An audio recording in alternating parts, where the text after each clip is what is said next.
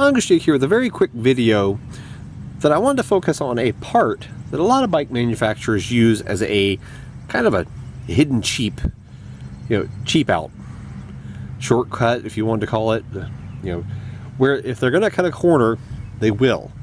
And one of the parts is, as you're seeing here, you're seeing the drive side's crank removed on this Mongoose ledge, which this is, of course, one of the areas that, especially on inexpensive bikes, that they'll cut corners. And like I said, take a shortcut, whatever you want to refer to it as. Find a component that the average rider won't even know that they've cheaped out on. And yes, you are seeing the non-drive side staying parallel to the ground. That's because the bearings on this is the Mongoose Ledge X2 that I've been featuring in multiple videos, and this crankset's already pretty much on its last legs.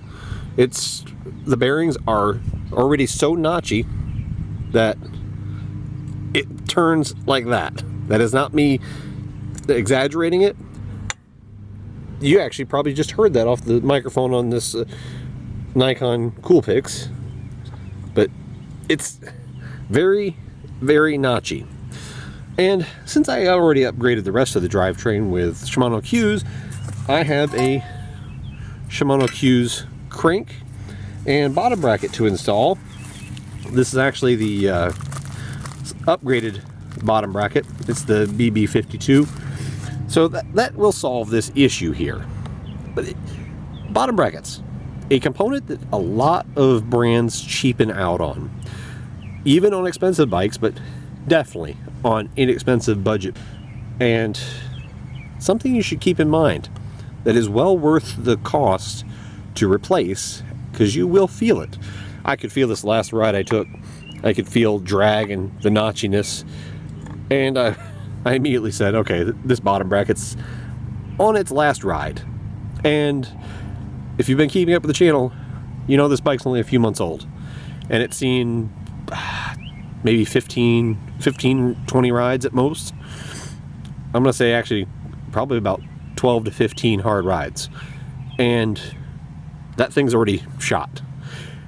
So that's not even a couple months into the season here. So something to watch for, and something that I advise, since they're not expensive, it's well worth replacing. The crankset and bottom bracket for this Shimano Qs is, I believe I paid $62, so well worth it.